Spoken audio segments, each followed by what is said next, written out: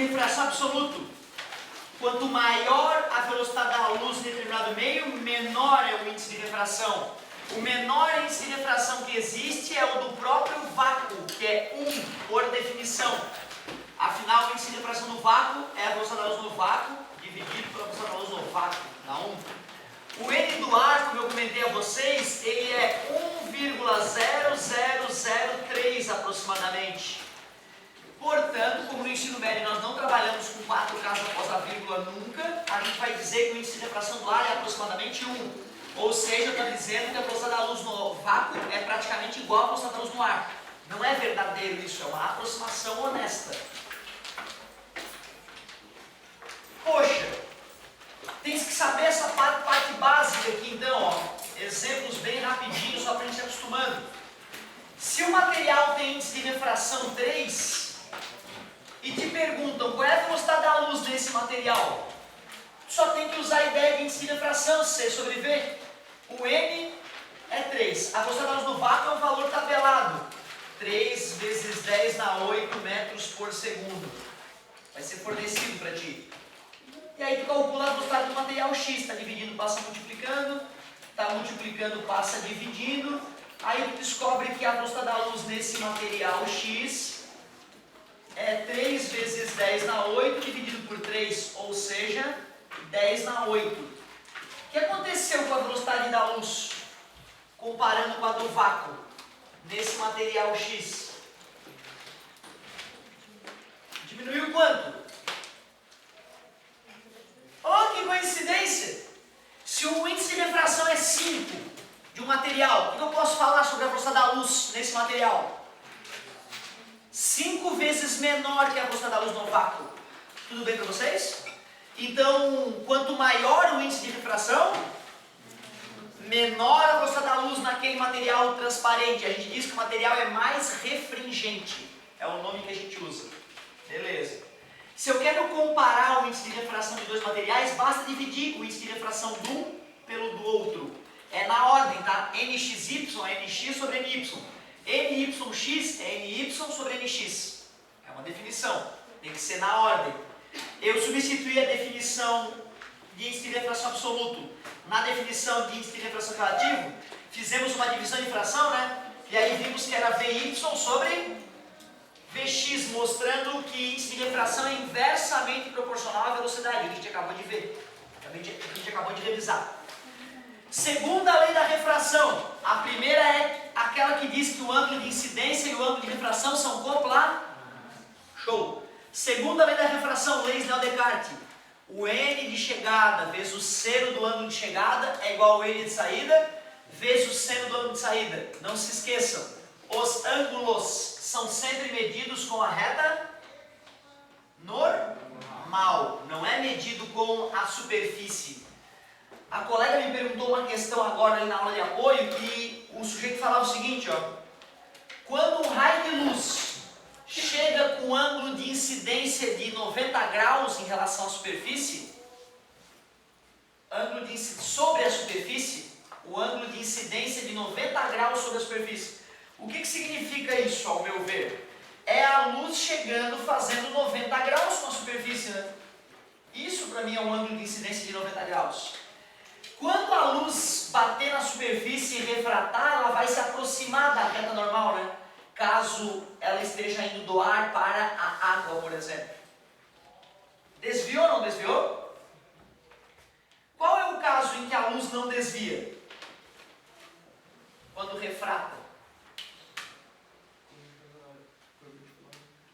Quando a luz é perpendicular à superfície. Nesse caso, qual é o ângulo de incidência? 0, né? Então tu vê, quando o ângulo de incidência é 0, o ângulo de refração também é 0.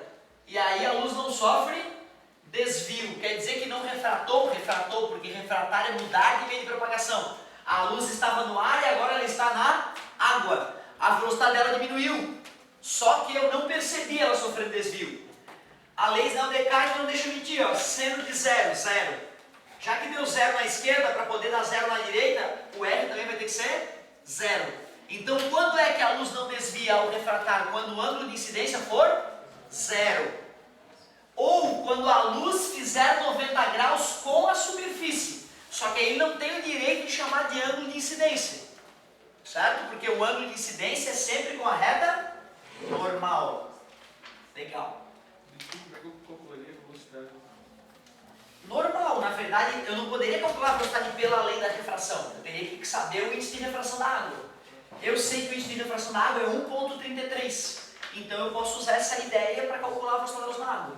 Mas parabéns pela tua observação. Não daria naquele caso de calcular a velocidade da luz no meio a partir da refração. Então se eu quiser usar o fenômeno da refração para medir a velocidade da luz, eu nunca vou poder usar um ângulo de incidência zero. Concordas? Ótima observação. Aí tu vê, né, cara, eu te mostrei, eu deduzi essa forma, eu não fui muito didático na dedução. Se um dia vocês sentirem necessidade, de pode deduzir com mais calma e mostrar a geometria com um pouco mais de paciência. Não achei didática aquela minha dedução. Te mostrei então que nós chegamos nessa lei, mas te mostrei que tem uma forma mais poderosa de escrever ela, né? Eu disse então, nx sobre ny, passei dividindo, é igual a seno de r, passa o seno de I dividindo. Mas eu te mostrei que os índices de refração são inversamente proporcionais às velocidades, certo? E comentei que a velocidade é diretamente proporcional ao comprimento de onda. Assim seria a forma poderosa da equação, né? Beleza?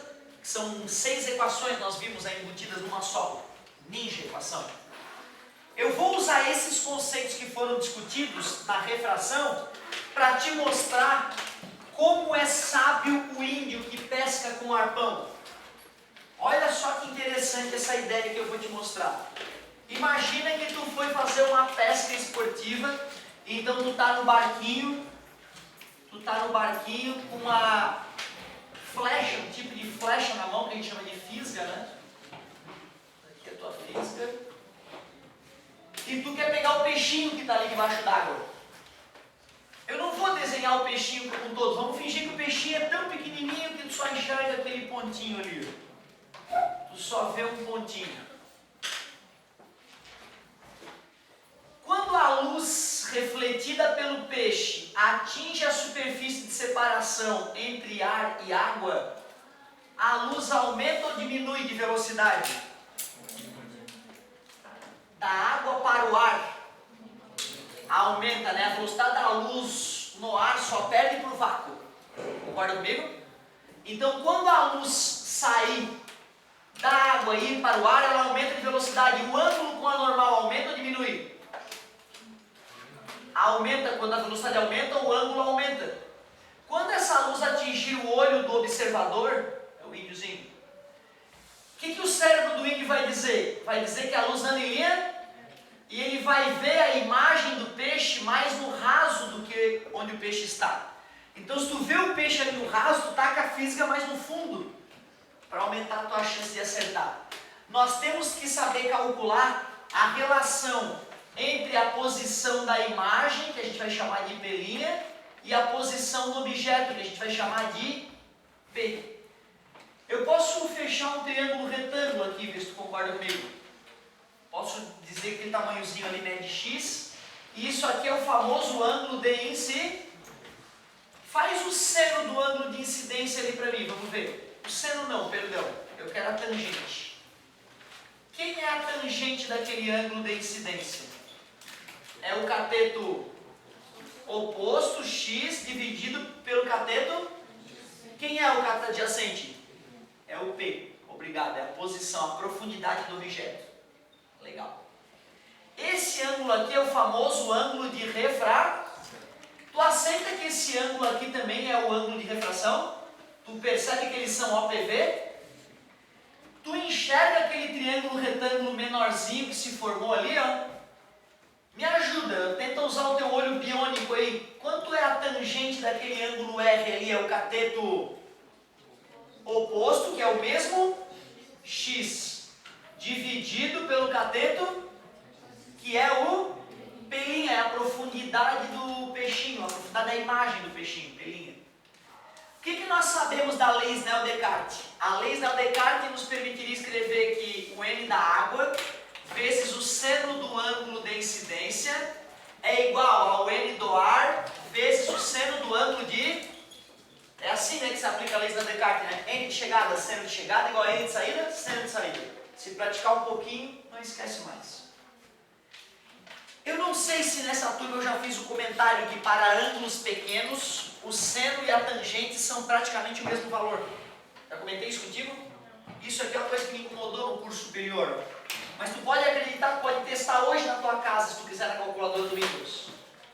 Se alfa menor que 10 graus, seno de alfa é aproximadamente igual a tangente de alfa. Para ângulos pequenos, seno e tangente são valores praticamente iguais. Eu posso tentar te provar geometricamente. Círculo trigonométrico, eixo do cosseno, eixo do seno, eixo da tangente. Seno de alfa, tangente de alfa. Para um ângulo alfa tipo pouco maior que 30 graus, é nítido que o seno é um pouco maior que a tangente. Concorda comigo? Mas tu concorda que se esse ângulo vai ficando pequeno, a projeção no eixo do seno fica praticamente igual à tangente? Visualmente dá para perceber isso?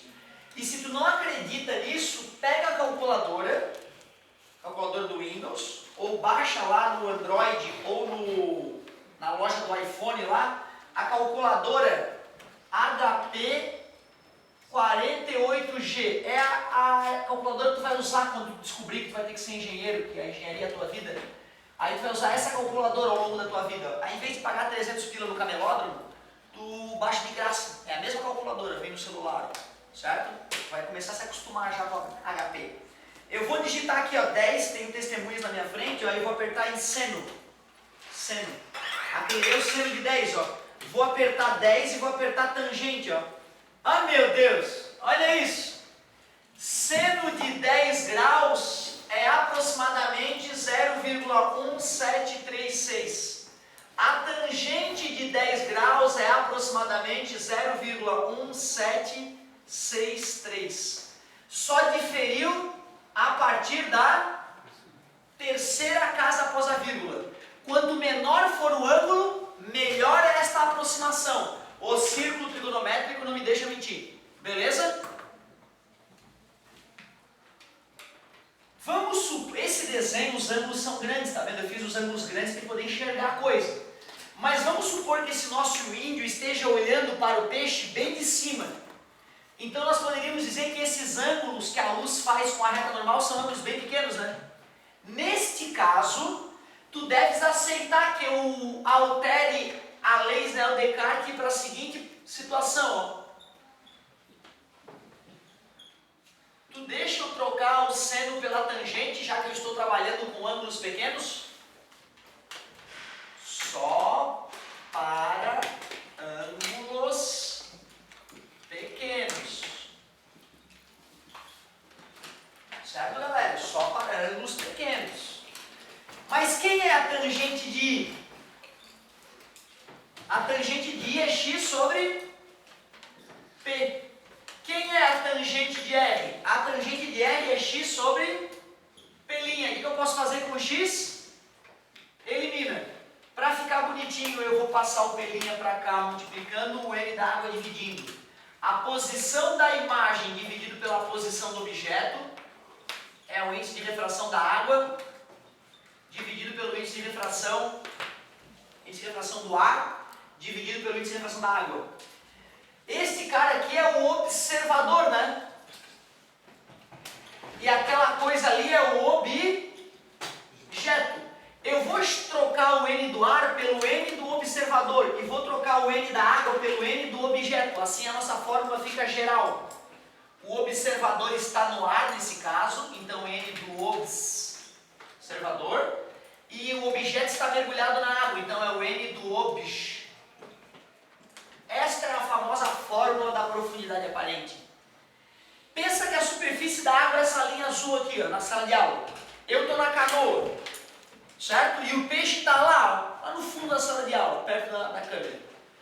Eu posso usar essa fórmula para verificar qual é a profundidade real do peixe? Será que essa fórmula é honesta? Pensa na luz vindo do peixe para o meu olho. O ângulo que esse raio de luz que atinge o meu olho faz com a reta normal é pequeno? Essa fórmula só é honesta quando está olhando a coisa bem de cima.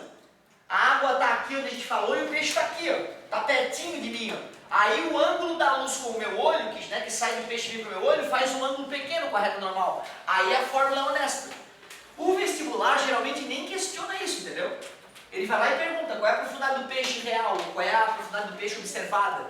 Outra, essa equação vale caso seja um mergulhador observando um pássaro também, tá? Só que aí o mergulhador está na água, o N do observador vai ser o da água e o objeto vai estar no ar. O N do objeto vai ser o ar, tá beleza? Essa fórmula serve também caso o mergulhador esteja observando um pássaro ou caso o peixe esteja olhando o índio. Muito bem. Só fiz esse comentário, eu deduzi a fórmula e fiz o comentário para que tu saiba, se te perguntarem verdadeiro ou falso, esta equação é válida para todas as situações. Tu sabe que é falso. Não, essa equação ela só serve para ângulos pequenos.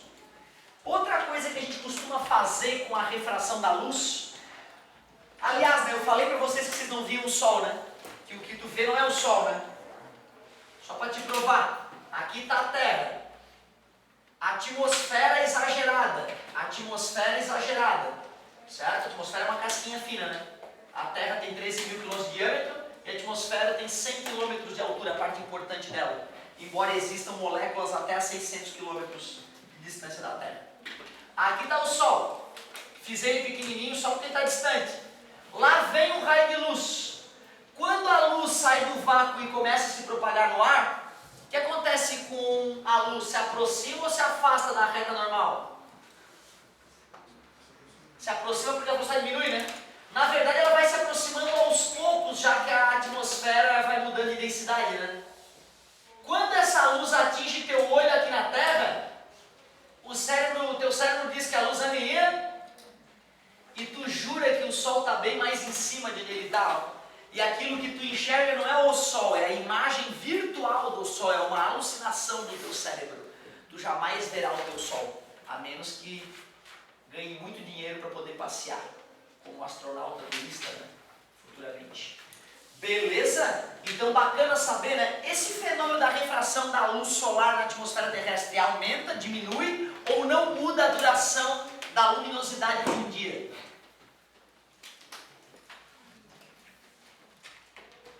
Os dias são mais longos, mais curtos ou não muda devido à refração da luz na atmosfera terrestre? O que tu acha? Dura mais. Porque esse sujeito aqui, por exemplo, ó, ele está atrás da Terra, né, no Sol, concorda comigo? Mas a luz que atingir, o raio de luz que atinge a parte alta da atmosfera, refrata e já consegue atingir o olho do cara. Então, mesmo quando o Sol está escondido atrás das montanhas, tu já vê a imagem dele, a luz dele já chega em ti. E isso vai acontecer quando ele for se pôr também. Mesmo depois que o Sol já se pôs, tu ainda vê luz, né? Concorda comigo? Então é a prova de que os dias ficam mais longos. A luminosidade dos dias fica mais longa devido à refração da luz na atmosfera terrestre. Legal. Uma outra situação clássica sobre a refração da luz, antes de a gente começar a trabalhar as lentes, é o seguinte. Como é que é? Com certeza existe isso. Com certeza. Ah tá, se esse raio continuar e bater aqui, quando ele atingir a superfície de separação, o ângulo de incidência vai ser esse ângulo aqui, né? Certo? Ela passaria reto assim, né, se não sofresse desvio. Mas quando ela está no ar e vai para o vácuo, vai aumentar a velocidade. Aumentando a velocidade, se afasta da normal. Então acaba se afastando. Existe essa luz que contorna, né, Claro que como eu exagerei a atmosfera, está contornando muito mais do que deveria, né? Certo? Um cara lá no Japão está vendo o sol, se bobear. Beleza? E eu fiz isso só para mostrar a capacidade que a luz tem de contornar as montanhas. Tu percebe isso? De manhã cedo tu nem vê o sol, já está claro.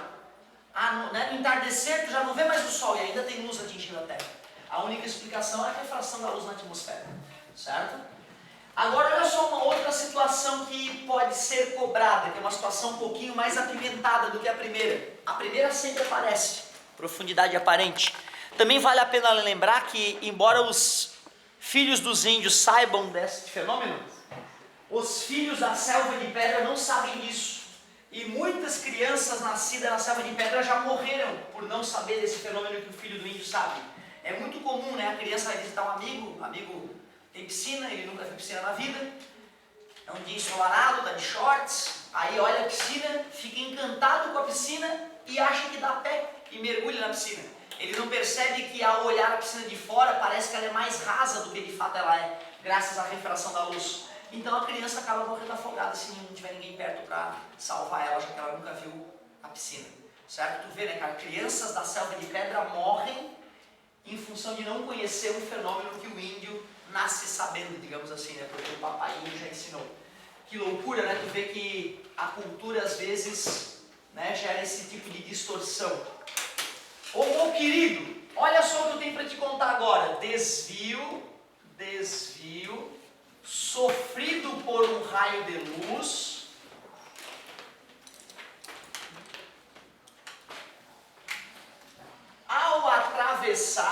ao atravessar uma lâmina de faces paralelas. Olha o tamanho do enunciado, cara, coisa bonita. Desvio sofrido por um raio de luz ao atravessar uma lâmina de faces paralelas. Na verdade é o desvio que a luz sofre ao atravessar o vidro da janela, né, cara, popularmente falando. Ó, minha janela, o vidro da minha casa tem uma espessura aí. Quando a gente vai comprar, né, o vidro da casa, o cara pergunta, é 6 milímetros, é 8 milímetros, é blindado? Qual é a espessura do vidro que tu quer? Imaginem vocês um raio de luz chegando nesta lâmina de vidro. Isto é a reta normal. Aceitável? O raio de luz aproxima ou afasta da reta normal? Quando vai do ar para o vidro. Obrigado, a velocidade diminui, o ângulo diminui. E depois, quando ele está se propagando no vidro e vai passar para o ar, ele aproxima ou afasta? Afasta o tanto que ele aproximou, exatamente o tanto que ele vai afastar. Por isso que eu sei que esse raio que emerge da lâmina de vidro é paralelo ao raio incidente. Por isso que se eu prolongo esse raio refratado, essa pontilhada é paralela ao raio incidente. O que eu quero mostrar para vocês é como é que se calcula esse desvio. Ó. Esse desvio medido perpendicularmente ali. Quanto que desviou a luz quando ela atravessou a janela? Eu vou chamar de x a distância que a luz percorre dentro do vidro. Se eu usar como referência esse ângulo aqui, ó, esse ângulo alfa, quem é o seno do ângulo alfa? Me ajudem. O seno de alfa é o cateto oposto sobre a... Tudo bem para vocês? Está dividindo, passa multiplicando. A distância que o raio se deslocou lateralmente é a distância que ele percorreu dentro do vidro vezes o seno de alfa. Quando tu compra uma janela de vidro, tu sabe qual é a distância que a luz vai percorrer dentro dela? Não, né? O que a gente compra? A gente compra a espessura, né? Certo? Olha aquele triângulo retângulo ali, ó. Olha aquele triângulo retângulo dentro do vidro ali, ó. A hipotenusa é o x ainda, né? E esse cateto é a própria espessura do vidro, concordam comigo? Vocês aceitam que esse aqui é o ângulo de refração? Esse é o ângulo de incidência da luz, aquele ali é o ângulo de refração. Faz o cosseno do ângulo R para mim ali, deixa eu ver. Quem é o cosseno de R? É o cateto adjacente, que é a espessura, concordam comigo? Dividido pela, que é o x, está dividindo, passa multiplicando, passa dividindo. Então tu vê, ó, eu não sei qual é a distância x que a luz anda dentro da lâmina de vidro, mas eu consigo calcular essa distância x. Isolou numa substituiu na outra. O desvio que a luz sofre é igual a x, que é a espessura do vidro que divide o cosseno de R, vezes o seno de alfa. Mas espera aí, deixa eu ver uma coisa. Esse ângulo R, tu aceita que ele está presente aqui também, esse ângulo R? Retas paralelas cortadas por uma transversal. Esses ângulos aqui são chamados de alternos internos, e eles são congruentes, né? Portanto, se o ângulo de incidência é R, o ângulo de refração vai ser igualzinho ao ângulo de incidência, né? Tanto que eu disse que o desvio na entrada é o mesmo desvio. Então, tu deves aceitar que esse ângulo todo aqui, ó, quem é esse ângulo todo que eu marquei aqui? É o próprio I. Então, quem é o ângulo alfa? É o ângulo I menos o ângulo R. É o ângulo I menos o ângulo R. Substituindo o ângulo alfa por I menos R, a nossa fórmula está pronta. É o que eu queria te mostrar. Cara, tu não vai ganhar essa fórmula no formulário, a não ser que, né, o autor seja muito queridão. Ele vai lá, peraí, deixa eu dar uma força pra galera. Se ele pergunta essa coisa para nós, se ele dá a espessura da lâmina de vidro, diz com que ângulo a luz chegou e me diz o índice de refração do vidro, se ele me pergunta qual é o desvio lateral que a luz sofre, a ideia é que o aluno aplique a lei Snell-Descartes e a partir do I calcule o R. Consiga fazer o cosseno do ângulo R para achar a distância x e consiga fazer o seno do ângulo alfa, que é I menos R, para achar a distância D. O objetivo então é que o aluno consiga fazer um seno, que o aluno consiga fazer um cosseno e que ele descubra aquela distância usando geometria básica e a lei Snell-Descartes. O que eu fiz para vocês é já deixar a solução pronta. Isso, na verdade, tem sentido quando o aluno conseguiu me acompanhar. Assim, caso apareça a questão para ele, ele tem chance de repente, calcular a distância x através do cosseno e depois, usando o seno e um pouco de geometria, calcular o desvio. Eu acho que não fica melhor em física se tu pega essa questão, caiu a questão da lâmina de vidro. Aí tu pega essa fórmula, substitui os resultados e vomita ali, né? A fórmula vomita para ti a resposta. Eu acho que tu não tá bom em física, né? Só porque tu conseguiu copiar a fórmula e botar os númerozinhos. O legal seria tu aprender seno e cosseno com qualidade, aprender geometria básica com qualidade e conseguir fazer isso, não literalmente na prova com letrinhas, fazer isso com números, entendeu? Primeiro quer calcular o número x, fazendo um cosseno. Legal, achei o x. Aí quer fazer um seno e achar o d. Naturalmente, entendeu? Sem letras satânicas. Mas como eu sei que na apostila da concorrência tem essa dedução, eu não queria te deixar para trás. O meu trabalho para o concorrente em outros lugares, então tá aí uma deduçãozinha que a concorrência ganha e que eu não ia me sentir bem te deixando sem. Agora que a gente usou a refração da luz para mostrar como é que se calcula a profundidade aparente e desvio sofrido por um raio de luz ao atravessar uma lâmina de faces paralelas, eu acho que dá para a gente começar a usar os conceitos de refração para entender um pouquinho melhor como é que funciona as lentes. Que lente, professor? Qualquer lente, cara. Lente de contato, lente do óculos, lente do projetor, lente do telescópio. Não importa, qualquer lente. Vamos começar a estudar as lentes esféricas agora.